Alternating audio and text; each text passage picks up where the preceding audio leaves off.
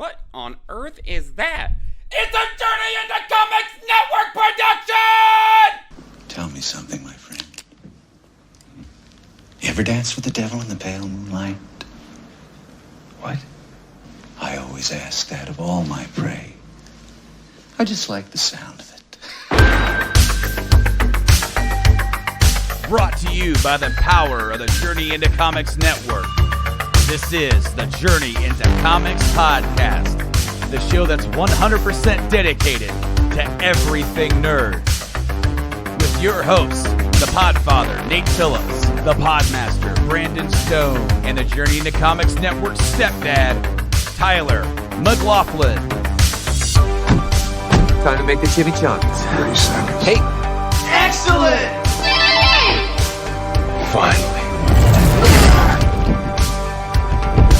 What did you do? My friend. And here we go. Can somebody tell me what kind of a world we live in where a man dressed up as a bat gets all of my press? This town needs an enema.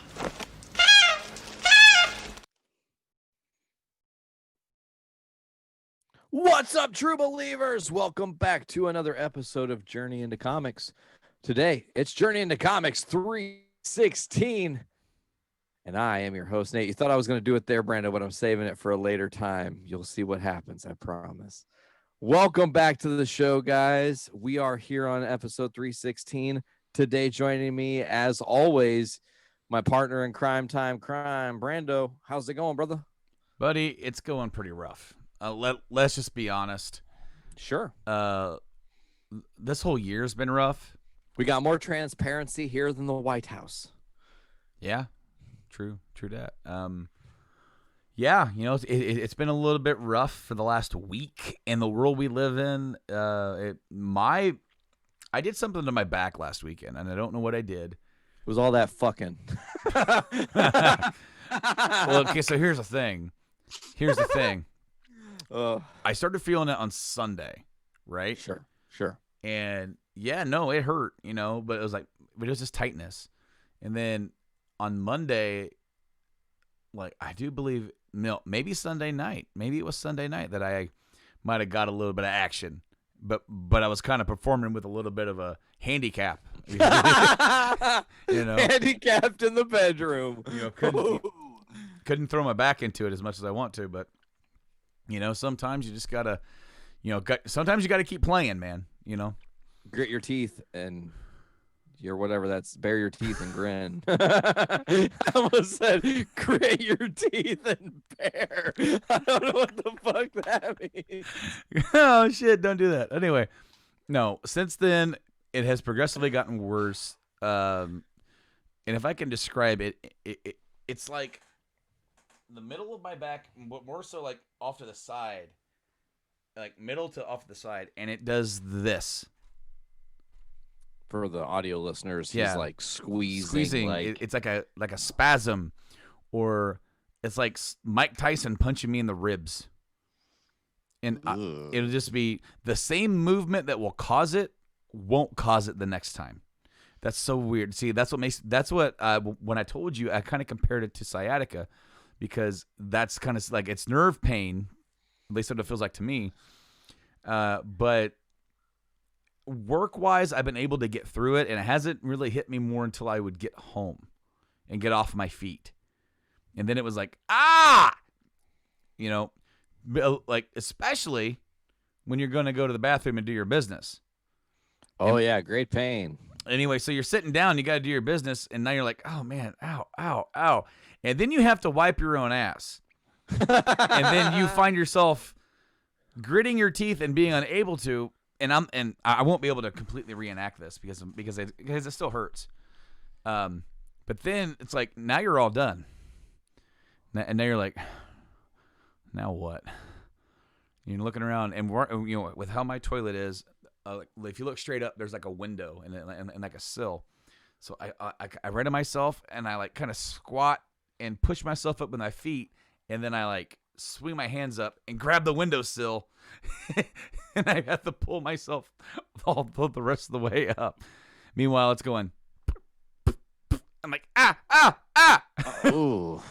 Yeah, no, it's been a week, man, and I tapped out of recording on Friday because I was working Friday. It hurt me first thing in the morning, which I hasn't been doing.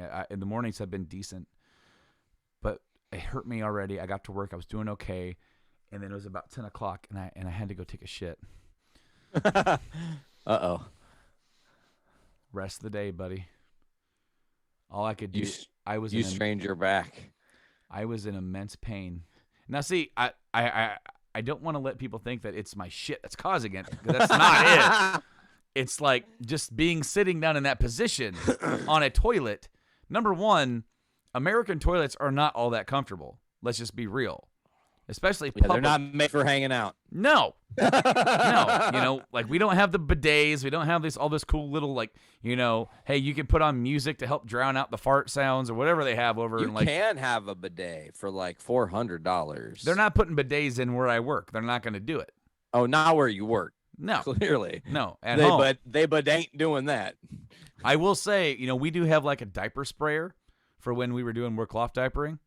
And literally it just hooks up to the toilet pipes. And so it's cold water. So that's not very fun. But to say the least, you can do it that way. I've tried it. I'm not sure how much I'm into it. Bidets are nice, man. Warm water, like take your time. If it was warm, maybe so. The exact target. But with this, with this thing, it's like a sprayer. So you're just like, woo, woo.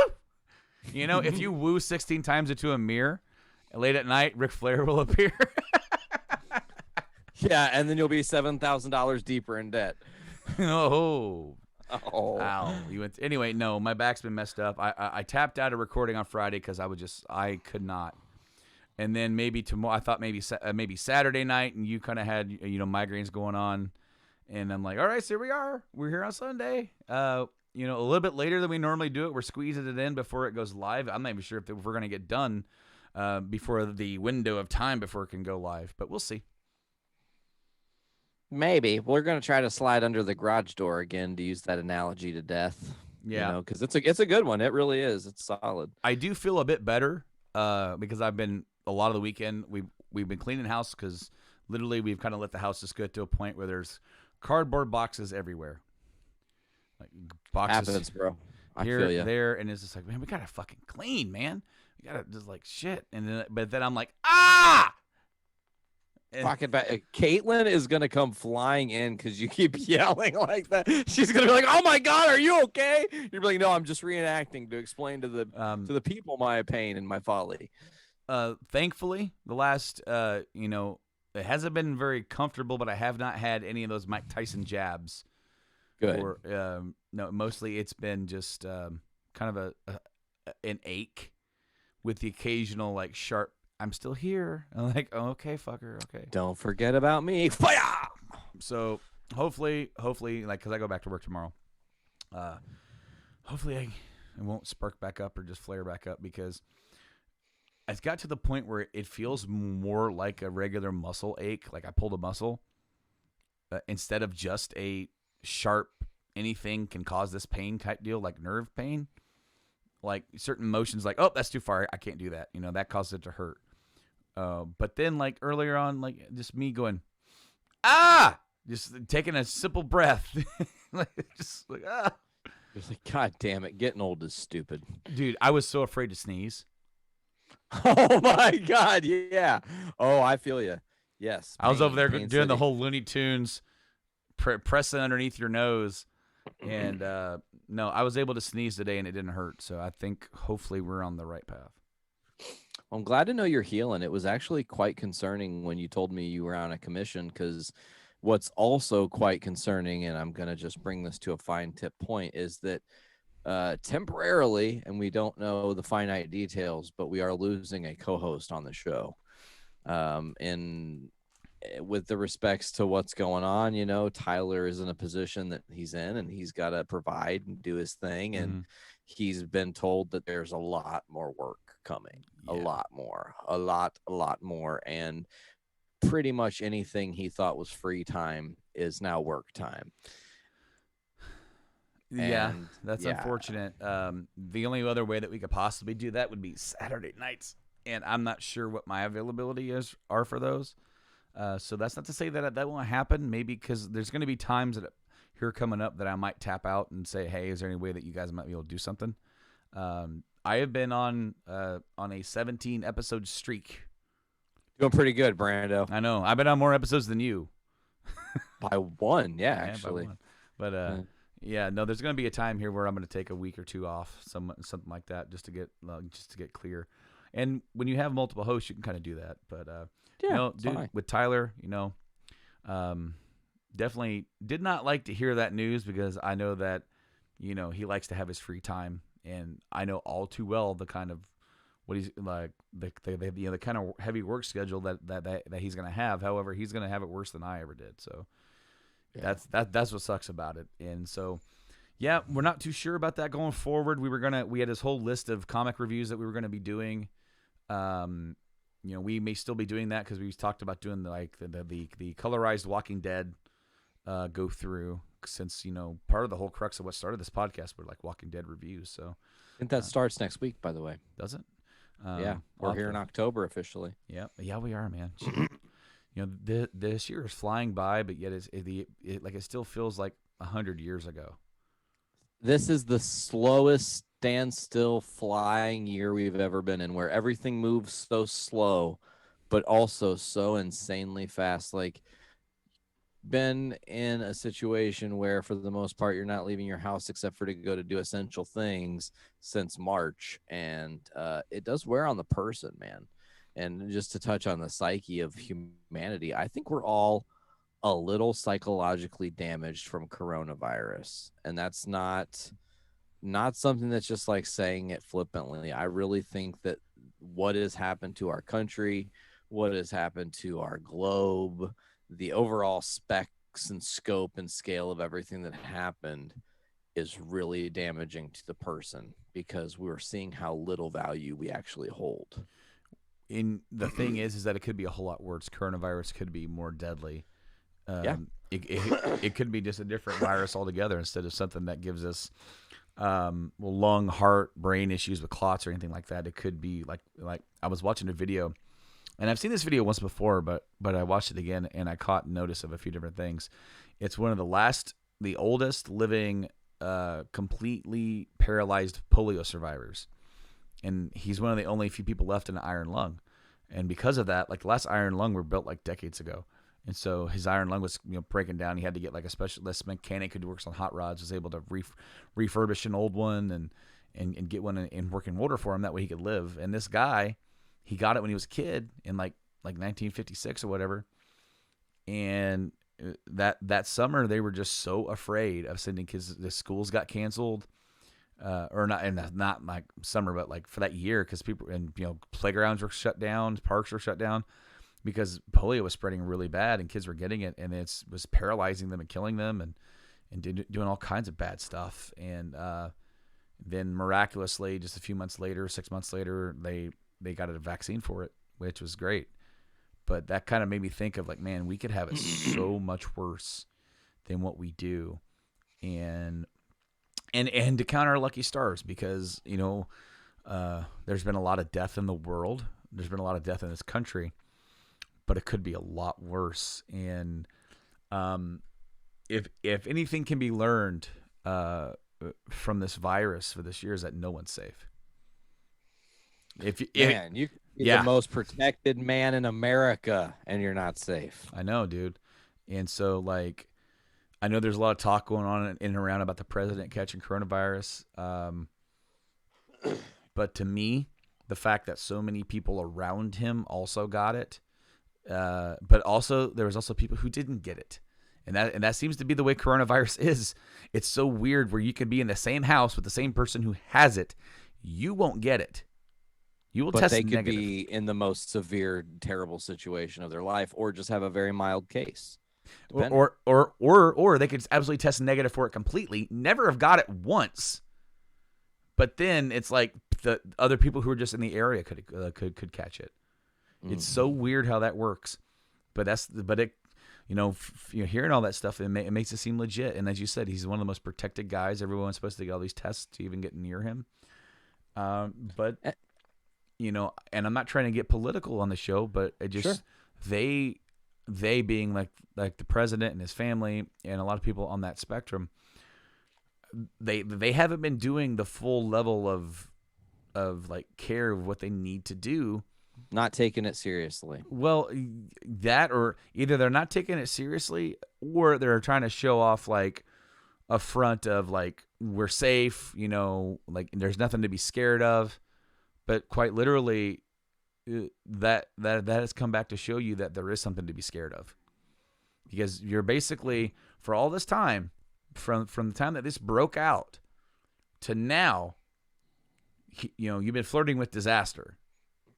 And the worst case hatchet reference. Yeah. Worst case scenario is, especially when you're 75, you're dead. Odds and the virus is unforgiving to people that age. Yeah. Well, and odds are that he'll survive. Sure. But there's like a 22% chance of death. That's a little too high for me. It's about 21.75% too high for me. It's like, I have no. If someone said, "Yeah, you can do this," but there's a 22% chance that you'll die, and no, thank you. So like that's just it. This is something to take seriously. We're not out of the woods yet. As of this recording, neither is the president. Reports are that he's doing well, but time will tell. Time will ultimately tell. Did you get that picture I sent you? I did, yeah. And it's like, when you have an administration that is so wishy-washy with the actual truth, and what I mean by that is not just saying that from a partisan level, but like they say one thing and then you find out another, and that's happened a lot. So it basically ends up being kind of like the boy that cried wolf. So it's like you have to believe we've gone through all this stuff, and we believed you then it wasn't true. How can we believe you now, even though we want to believe you now? It's like, I don't want him to die. And, I know there's a lot of people who feel differently, but I don't. I don't want anybody to die.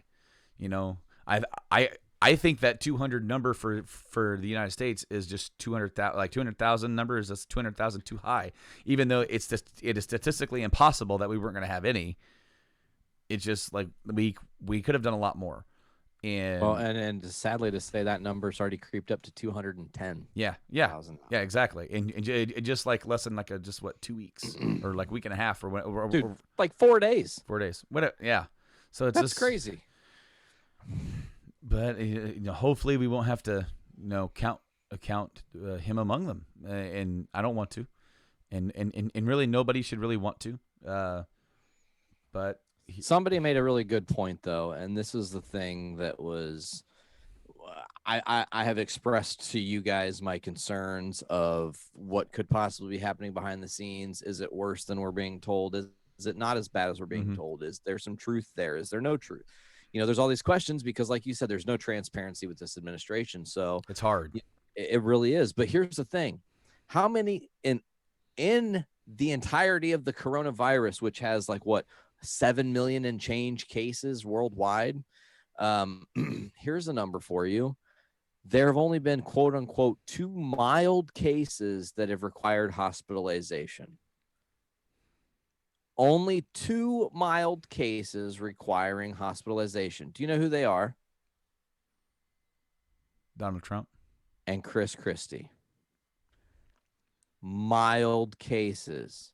So that's where it's really concerning for me when I see something like that. I sent you the picture of Mark Meadows earlier with his hands in his head, looks very defeated, very, very distraught is how I would perceive his body language. Doesn't look like somebody who's like, yep, the president's coming home on Monday. He doesn't look gung-ho Tuesday or whatever, it looks pretty bad. So, do I wish the president death? No, because I wish justice to actually happen and be served properly, and at least have an opportunity at that, and the American people to see what really went on, and for him to face the reality of who he is and the decisions he's made in his presidency and the time before that.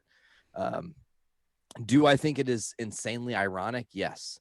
Do I think that it is also literally the plot of an Edgar Allan Poe story? Yeah, which Yeah. is crazy. But we are in the most fucked year. And I feel like the vacuum of 2020 is, a lot of times to make reference to listening to music and the Maxwell guy who's like in the chair. Yeah. That's us in 2020. 2020 is. is the sound hitting us, and we're just like trying to hold the fuck onto the chair while everything else is blowing away. We're like, oh my God, let's hope we're almost there, man. Like We're almost to go. I shared something to the group chat is like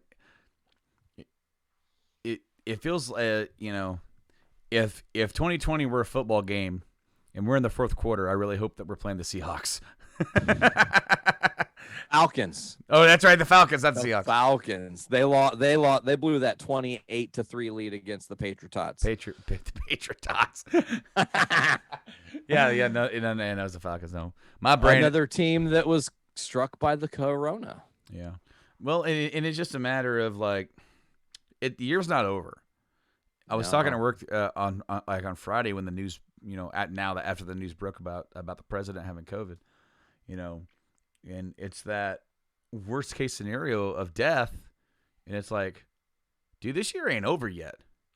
What a twist that would be to this year, because we haven't had a president die in office since JFK. 64. And the last time that the president had a life-threatening situation that had them go to the hospital for was Reagan when he got shot. 1981. And so, like, we are witnessing history right now in general. Now, whether or not they're being completely open and honest with us, that's another deal.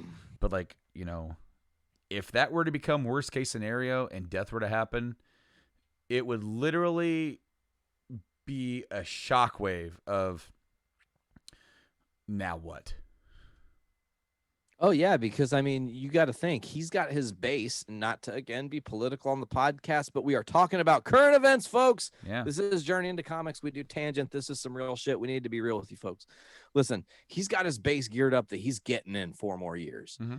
Even if there's no chance in fuck, they've already got it in their heads that if he loses, it's obviously the Democrats that fucking rigged the election and the mail-in ballots. And if he wins, then it's obviously because he's the greatest president of all time, according to them. And there's no flaws or any, tomfoolery. However, throwing this curveball in is like having the Senate be in a room together like they're supposed to be and just throwing a grenade to see what happens. Because it's going to create scramble. It's going to create panic. If something tragic were to happen to the president, and I don't often call him that because of my beliefs and what he has done with our nation, but that's for a different place. Like, it would systematically and fundamentally change so many things, especially when we're, as of this recording, less than a month at this point away from election day. Yeah, and it would change a lot of things, but we're not going to spend too much more time on this, but if you want to hear more, you can join us tomorrow on Port 360, episode 75, as Nate where we covered everything but the corona because it hadn't happened yet. It literally happened 2 days later, or depending on the timeline, which is still like kind of weird. We found out about it in the late night, early morning of like Thursday, Friday morning. So, like, we recorded that episode, I believe it was on Wednesday night. We talked about the debate. We talked about the reaction to the debate. We talked about things that were said, and we kind of broke that down, and we looked at polls at that moment, which hadn't really been reflective yet of the debate. But no, guys, go check that out because we put a lot of work into that. I was in severe freaking pain the entire time. And I sold it like a goddamn champion. I was sitting in that chair in so much pain. And do you want to hear something funny? Because this is something that you're going to hear now. And you will have known, but those guys that haven't, all of our audience and our listeners and our viewers. By the way, that Port 360 episode is already live on the Port 360 Facebook page and the YouTube channel on the Journey to Comics Network YouTube channel. It's already there now. So if you don't want to wait until Tuesday to get the audio, it's already up now. You can go watch it. Please do. But at the very end, like we ran a little bit late. I was ready to go to bed. I was getting tired. I had to go to work the next day. And so I was like, all right, man, I think we're going to wrap it up here. And we almost wrapped it up like twice. But then you and AP just kind of kept rolling on. And you know what? And that's fine because that's podcasting, man. It's how that rolls. And then as soon as we got done, Blaine's like, bye. And he hopped off, right? And you thought, wow, we went late. They got to go. Because when I got done with the show, I had to tear all my stuff down, put it in the bedroom to keep it away from the kids because I didn't record back here, and I recorded in my wife's office space for late night podcasting. And then I went to bed. Got to bed probably around a little bit earlier than the debate night. And I figured Blaine was like, I got to go to bed right now. It wasn't that. The freaking Monster Hunter update came out early, and he got off of there early. Like, he jammed out of there just so he could go download that and play that and stay up late playing that. What a chump. That's the only thing I can think is like, what a chump. Of course he would. I mean, listen, at that point, we had seen enough and talked enough about the debate and everything and turned it blue in the face. So, by all rights, I understand and respect that, but what a chump. Brando. I think we've bullshitted enough here and kind of riffed around life and things of that nature. And I think it's time we should talk about some comic book type news. I've got some headlines and deadlines, some stuff that we can dive into if you want, my friend. Do you want to go ahead and get started? Yeah, let's go ahead.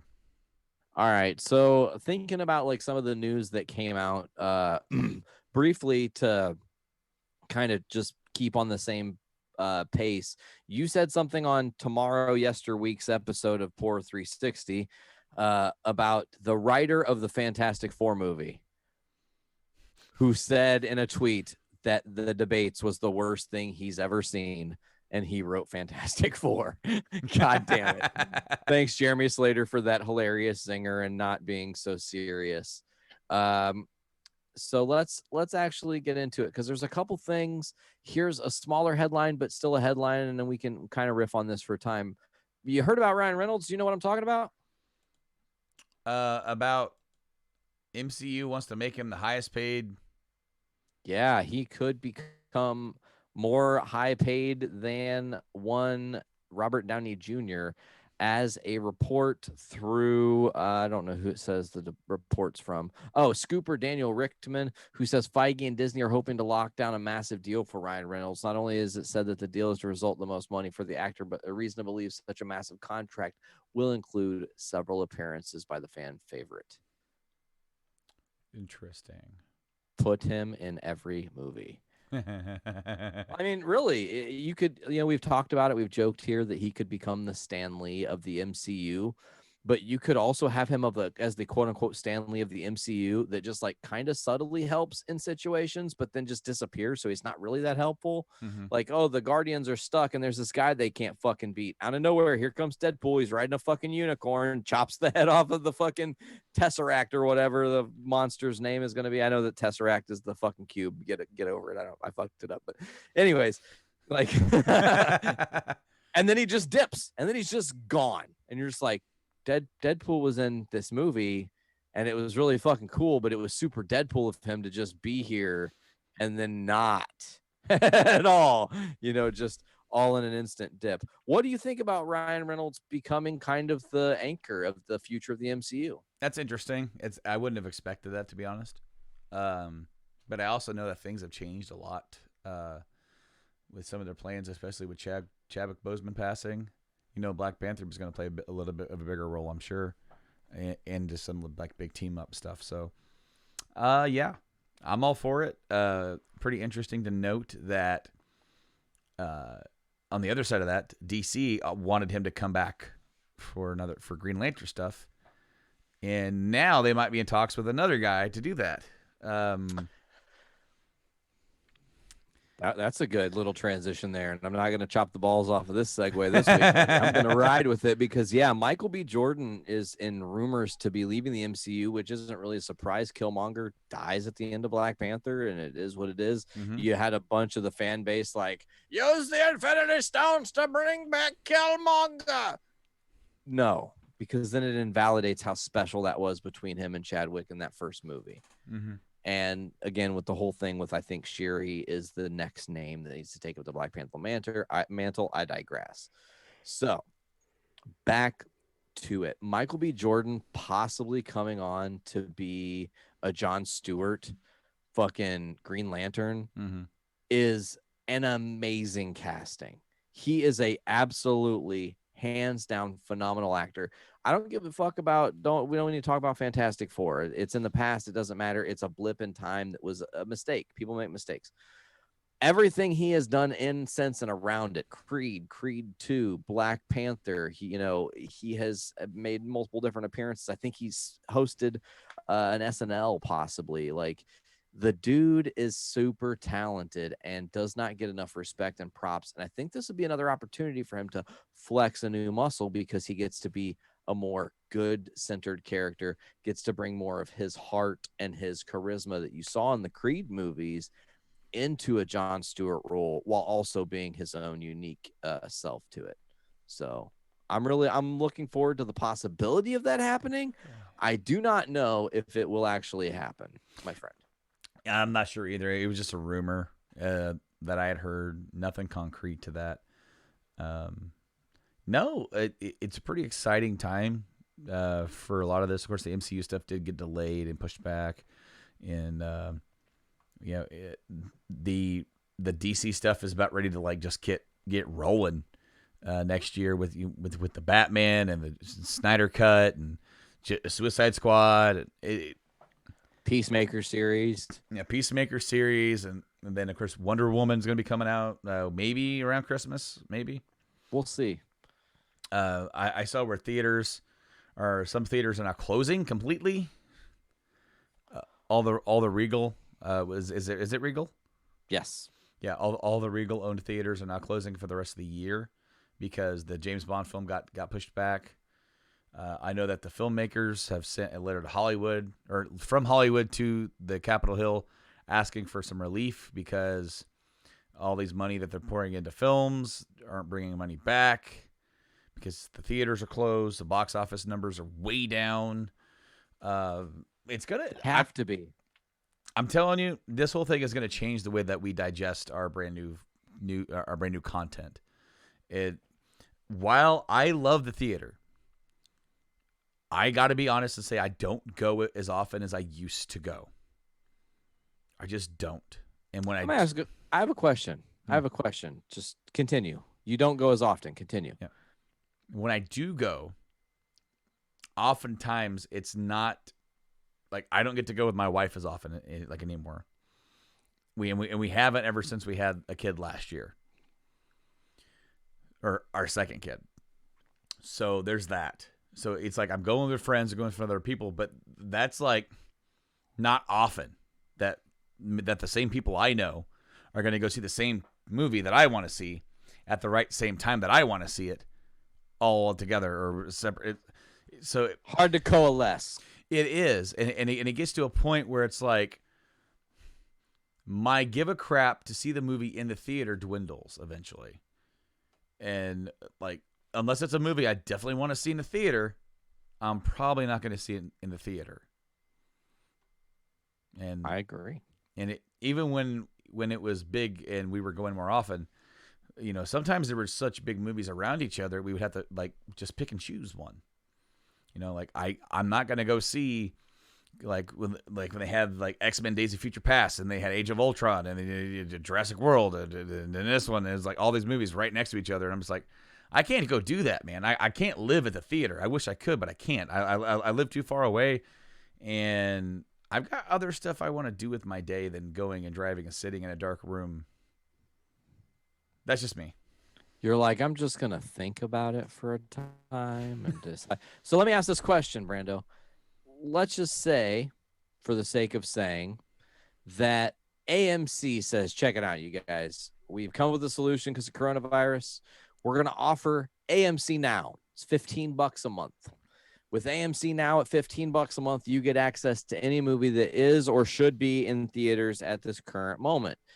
They would, in this current moment, have so many people subscribe and see the same kind of flux we did for your HBO Maxes and for your Disney Pluses. That if literally AMC said, we're doing this, we are in conjunction with Disney, we're in conjunction with all the major motion picture studios, you know, and we're going to be giving them an ample cut of this to help make it happen. You know, Hollywood already has a metric fuck ton of money. It is literally heaps and heaps and heaps of money. So for filmmakers to write a letter to the Capitol asking for support, like, I get it, everybody's hurting, but y'all don't need it like the rest of America needs it. And that's what needs to be the focus. So look at the alternatives. How do you get the money back? You give your product to the people that want it. And how do you give that to them? You offer it streamlined through the thing that we, you know, call the internet. Now, what's the issue? Oh, well, Mulan, you can fucking right now you get that on Disney Plus, or actually you can get it on, I think, Amazon Prime now as well, video on demand. Other places have it, you know. So why should we get the AMC thing? Well, because it would give you exclusivity. It would allow you to view it. You know, if AMC really wanted to be next level, make it to where you can do watch parties. Like, hey, we're going to get the network together and we're all going to mobily stream and watch Black Panther, where we can, you know, if somebody has something to say when crazy shit's breaking out, we can hear them or see each other or whatever, you know, watch alongs and all that. And give the fans an opportunity, because I think that's the thing that's really falling short here. No company is finding a satisfactory way to get movies to the consumer safely, because all we know is go sit in theater, consume popcorns, shit in toilet at movie theater, leave. Like, you know, like. Well, okay, so to add to what you said, one way, like other than AMC having their own app,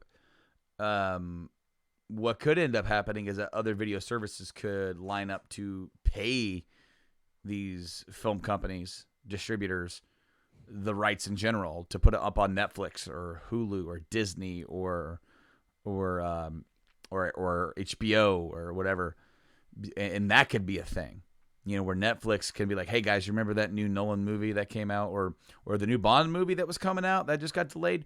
We just dropped some money and helped them out, and we're getting that exclusive to Netflix.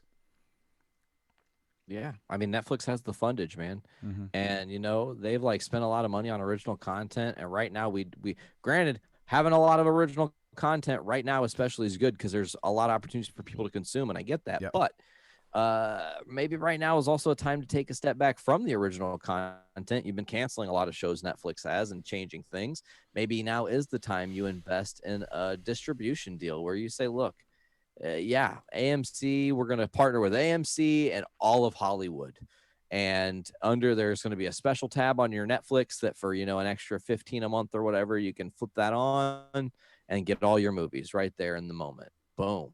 People are about it. I feel like if you make it at a reasonable price point for people to come into, you will get people to easily agree that this is a new way to enjoy cinema. And sure, it's also a changer. It's a game changer. It's a paradigm shift.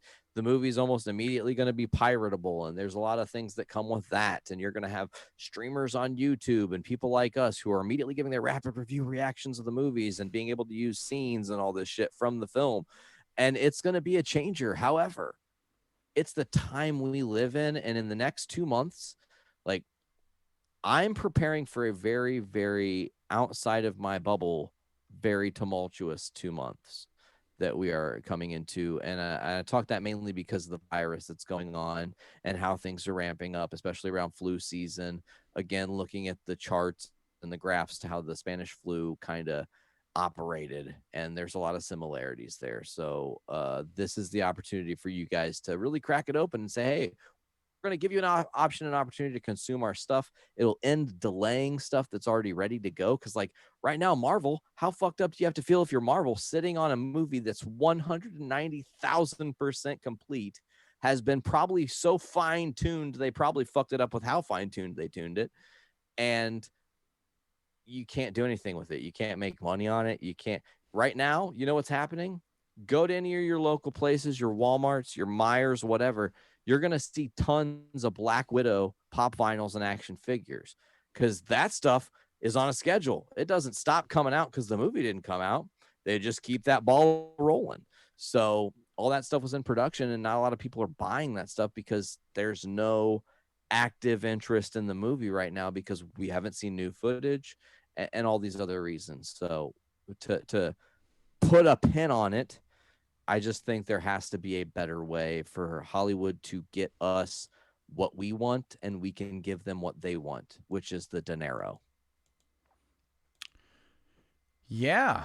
It's as I said, this whole thing could really change how we digest entertainment. So, yeah, man, I couldn't agree more. So, Brando, there's a lot of like Marvel stuff. Again, we're here in this heavy Marvel news cycle. There was a casting. That's kind of quick news. Did you hear about the casting? which one? We officially have our Kamala Khan to the MCU. Mm-hmm. Iman Vellani. Yeah, Vellani. I wanted to make sure not to fuck that up. Iman Vellani is officially going to be playing Kamala Khan. She is a newcomer to Hollywood, but people are giving her the nod of approval that she is going to make an amazing Miss Marvel, and she looks like she's going to be a great Kamala Khan. So I'm excited to see it. I don't know if you have any thoughts on Kamala. Don't know if you're familiar that much with the character at this time. Nope. She's pretty cool, man. She's got the ability to polymorph her body so she can embiggen, and she's like Ant-Man without the tech, essentially. Yeah. And she can do it to any part of her body. She can make her hand fucking big as a fucking tower if she wants or whatever, but she has a kid, so she has limitations. I think that's very unique. And obviously she is a person of color and Muslim, so she's able to really be a stalwart for people who need representation. And also Kamala is just a great character that has, since being introduced in 2004, really, really took off and impressed people. Major part of the Avengers game that just came out. And speaking of that, Brando, what are your thoughts on what's going on with the whole PS5 Spider-Man Parker face change deal? It doesn't make me mad. I kind of get it. But I also am really wondering if the reasoning behind it is true to what they're saying, or if they just really wanted to make the change to a different actor, because they did change the face model actor to somebody else. Well, keeping the voice the same though, it's still the same person voicing Peter. Yeah, and then because they were saying that the enhancement that they were able to do to the face capturing model worked better on this one than the other one, and so it was sort of an art reasoning as to why they changed it. A lot of people don't like it because it makes him look too close to Tom Holland, which that's exactly what I thought when I first saw it. But now when I see it, I don't see Tom Holland, and it will be a change. I've played through the game twice. It's a fantastic, one of the best Spider-Man stories I've ever played. It will take some time to get used to it, but what isn't okay is threatening the head of Insomniac because they made a change. That is not okay. If you want to be angry about it, you can be angry about it. That's just the way it is. You can be angry about it, not buy the game or whatever. But here's the thing. I'm more angry about how they're making us buy the game. We don't get this game because we had Spider-Man 4. In order to get this game, you have to buy the Miles Morales Legendary Edition. Wait, only on the Legendary Edition? So it means that more likely than not, you're not going to even be able to get it because the Legendary Edition is probably $200? No, it's $70. Oh. So Miles Morales is $50 because it's not a full-fledged game. Yeah. The Miles Morales Spider-Man on PS5 is like Uncharted Lost Legacy. Or an extended experience. It's an expansion. And that in itself has some interesting critics about that, say selling a like a 10-hour thing for a price, whereas it should just be DLC. They didn't just do a DLC. They did a lot of changes, utilizing the horsepower of the PS5. And then that's what they went back and did that to the Spider-Man remastered. But what they said is that if you go out and you buy Spider-Man Miles Morales Legendary Edition for $70, for $20 extra, you get the Spider-Man remastered PS5. There, as of right now, there are no physical copies of Spider-Man Remastered coming out. Don't expect it. If you go out, because Spider-Man Miles Morales is coming to the PS4. If you go out and you buy your PS4 copy of Spider-Man Miles Morales, and you put it into your PS5, it will automatically upgrade you to the PS5 version for free. Now, on the Xbox, they have something called Smart Transfer. Or Smart Delivery, where no matter, like if it has Smart Delivery on it, if you buy the game, it'll work on, it's the same game no matter what Xbox console you have. You'll have the Series X, the best version you can get, or you can have the Xbox One, the worst version you can get. I'm bringing out the original brick Xbox to play my brand new games. Works on any Xbox, you say? Yeah, right. But for PlayStation, it's a little bit more convoluted. It's on a per title basis. But when you put your Miles Morales PS4 version in, it'll ask you if you want to upgrade to the Legendary Edition for an extra fee, probably for $20. And you'll get the Spider-Man Remastered. So I'm more upset about how they're going about economically getting you the new version of the game. To me, that's more angry-inducing to me than making a style change to like the character look. I'm just not mad about it. I'm kind of indifferent. I don't really care. It's not a Hollywood recast, bro. It's not the same thing. This character will always look however old they want him to look. The only thing is they're going to have a younger person, the same person playing the voice, and they want it allegedly to be so it can be rendered better with the current engines. Okay? I do say that the newer model looks younger, and I think he should look a little older. Fair. I think, and who knows? Maybe by the time it officially releases, there'll be some slight modifications based on the backlash. Maybe. I don't know. I just hate it. I hate often we've talked about the toxic nerddom and the toxic nerd culture.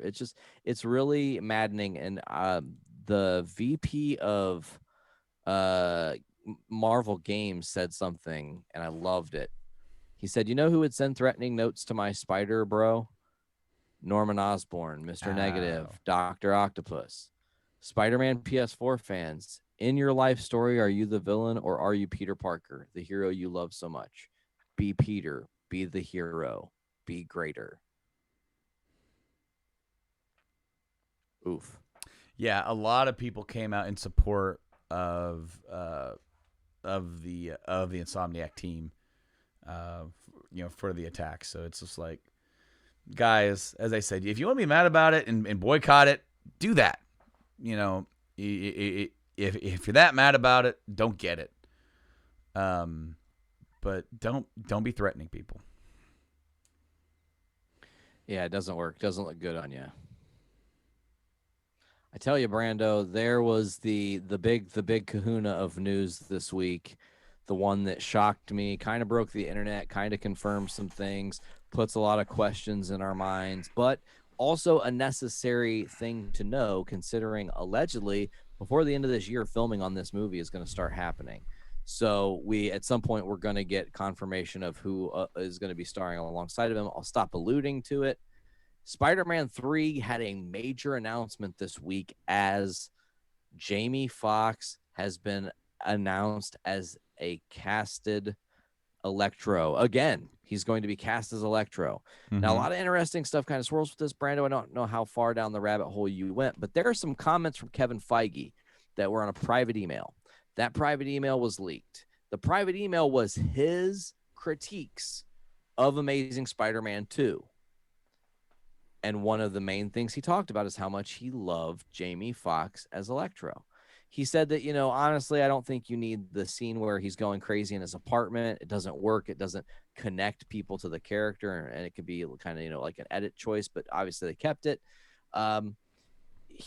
here's where things get interesting because, yeah, that's some news. Then you also had Tom Holland playing super coy about will we get a Andrew Garfield, Tobey Maguire, Tom Holland starred into the Spider-Verse type movie. Yeah. Will that happen? And him kind of like coyly saying, oh, well, the fans would love that, but I don't know. It's not up to me. Coupled with then now this news. So what do we have here? We have Tom Holland, who is his own Spider-Man in this universe. You now have a J. Jonah Jameson from a Tobey Maguire Spider-Man universe. And then to have the trifecta, officially, you have Electro from the Amazing Spider-Man Andrew Garfield universe, which creates kind of like the palette of the trifecta of the three different worlds you can dip into. But one thing I found that was so interesting, and I want to talk to you about it a little bit, Electro will not look like what Sony did to him. Jamie Foxx has already come out and said, I'm not blue. I'm not blue. I'm not blue. Is that the episode title? What? I'm not blue or abadabadee. I'm not blue. Abadibadabado. Maybe I'll see if I can remember that here in a little bit when we wrap up. Listen, as far as the portrayal, quickly, the portrayal of Electro, in my opinion, from Amazing Spider-Man 2, awesome. I loved what they did with Electro, how they utilized his powers. I didn't really get down with the look. I thought it was camp as fuck, super goofy, and took away from what could be a very unique experience as Jamie Foxx, actually Jamie Foxx being Electro. Mm-hmm. But I got to get your thoughts, man. What did you think when all this news broke out? I'm for it. It makes me wonder if it is going to lead into a broken Spideyverse type deal, Madam Web type deal. Because like if it's the same actor, is it just going to be a different version, but the same actor? You know, are we going into a situation where how I feel, where like the guy that Michael Gough who played Alfred for Batman Returns Forever and Batman and Robin. But you had these different feeling movies, and it almost feels like they don't belong in the same universe, but they are. But it's the same actor playing Alfred. He's the thread that ties them. Yeah, him and like Commissioner Gordon are like the same actors throughout the entirety of of the films. Alfred's the center of the multiverse. Oh shit!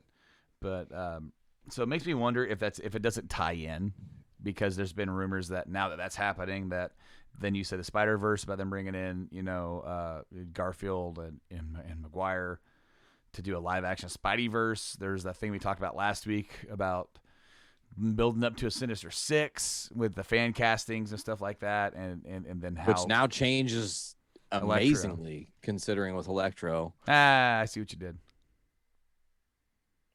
But, yeah.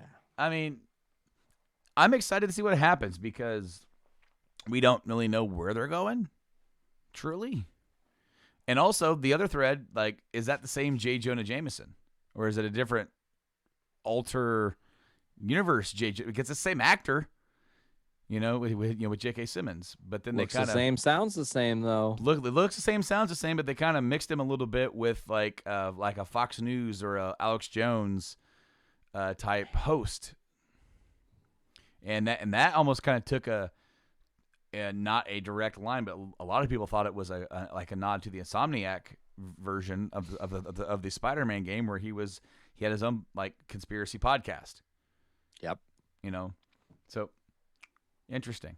I want to know where it's going. I am all for Jamie Foxx. He's a great actor. Of course, he is also supposed to be playing Spawn when that gets done. When they're doing that. Really? I didn't actually hear that. That has been in the works for a couple years, where Todd McFarlane wants to do a new Spawn, and he got Jamie Foxx in. Jamie Foxx is on board, and now he wants it to be rated R, and he wants it to be like the early issues of Spawn, where he's kind of more in the shadows and you don't get to see him, and like there's a story and he's involved with it, and it does kind of revolve around him, but it's almost like the reverse of a monster movie.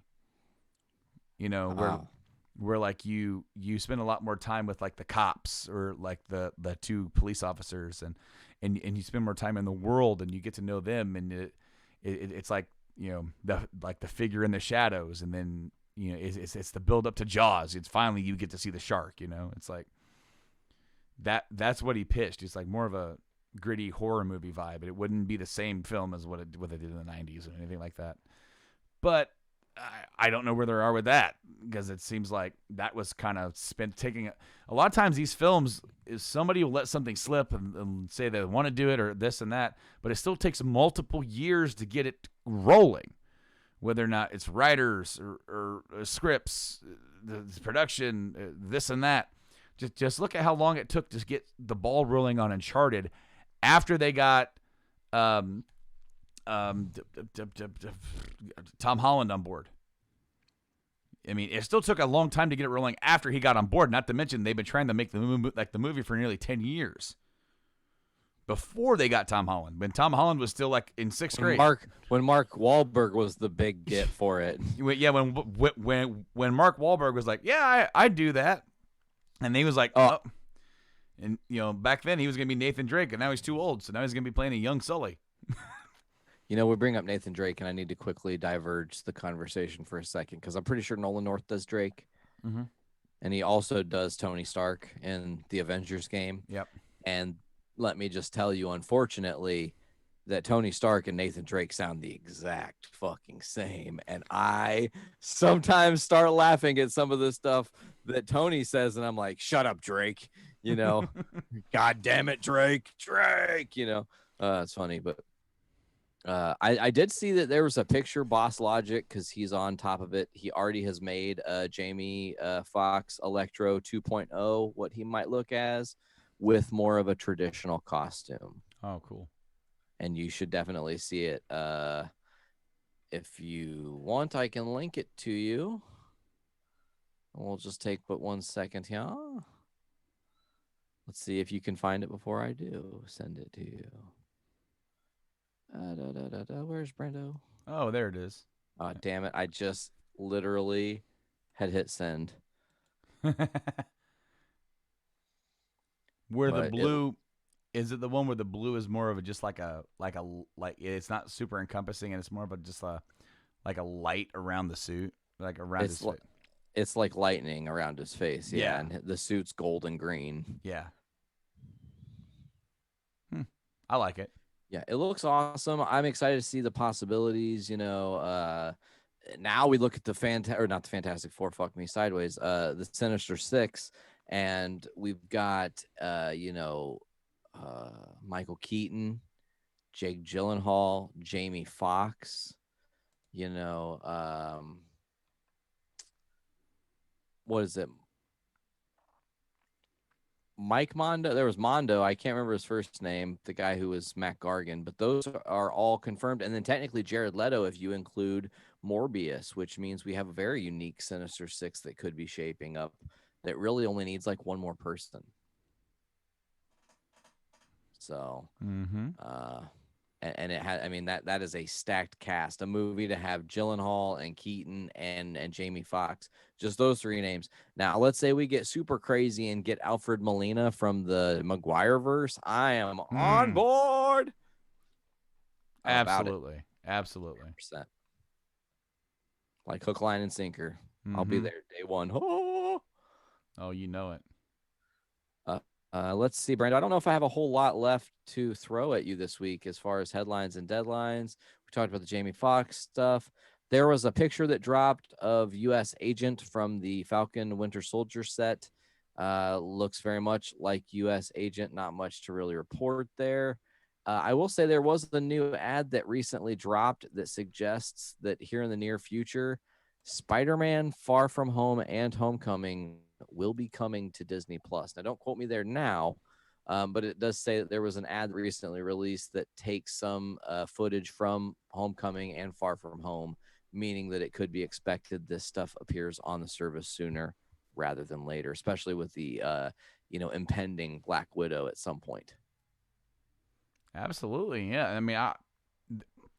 To be fair, Sony doesn't have her home for it.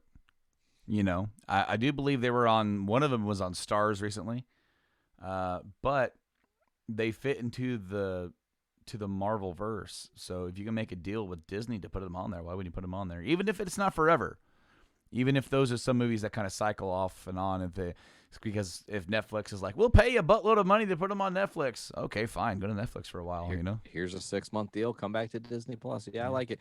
That would then mean there's only one movie that would not be on Disney Plus's service. Yeah, Hulk. The Incredible Hulk. The incredulous bulk strikes again. The incredulous bulk. Like that's kind of my opinion of that movie. But yeah, man, it is kind of a slower time right now. We keep saying that in the coronavirus time. While there is news, there are things to discuss. It is very slow moving. You know, right now the Hollywood industry is constipated and there's no X-Lax to get the shit moving. You know what I'm saying? Wow. Like, I mean, I'm just being real about it. So yeah, but I don't really have anything else today, man. Do you have anything else to throw down? Not really, man. Yeah, that was kind of my fear, but that's okay. We can have a shorter episode sometimes. We deserve a break. We're working ourselves for 316 episodes. Sorta, not really, kind of. There's some breaks in there for both of us, but I digress. Okay, well, Brando, I think before we wrap it up, I'll let people know where they can hear the podcast. As always, search Journey into Comics Network on all your different podcasting platforms, whether it's Apple Music, Google Podcasts, Amazon Music, Spotify, Castbox, Podbean, TuneIn, iHeartRadio, and many others. Stitcher Radio as well. Just search Journey into Comics Network. Also, go to journeyintocomics.com, get our one feed of amazing shows, as well as be able to see our archive and go through and listen to shows that you want to listen to. Some people say, man, your feed's cool and all, but I don't like certain shows. Go to the main page where you don't have to listen to certain shows. You can find the show you want to listen to and tune in there week to week. I think that is all, Brando. Is there anything else you want to throw down before we roll officially? That's it, man. That's all I got. I'm completely tapped. I feel you, bro. Well, for Journey into Comics 316, I already forgot what you said the title should be. Oh, yeah, I'm blue dabba-dee, abba-dabba-dabba-dee, abba-dow. You said I'm not blue dabba-dee, dabba-dow. Oh, that's right. Yeah.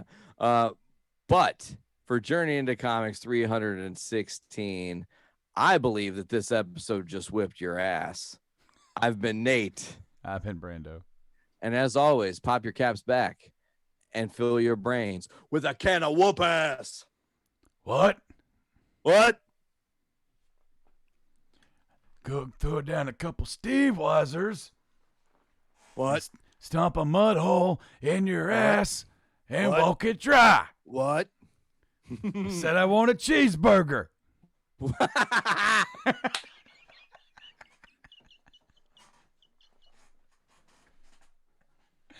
The transition out of walk it dry. I want a cheese.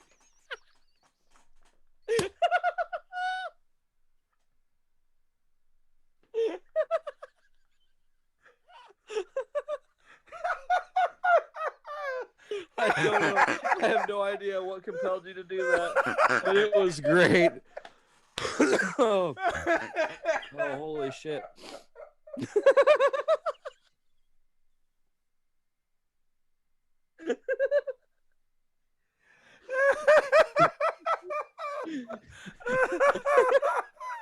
And won't get dry. I want to cheese.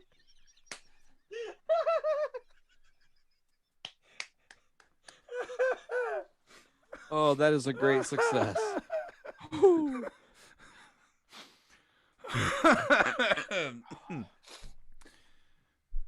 Woo. All right. Oh, man. I tell you. All right. We'll see you later, guys. Have a good one.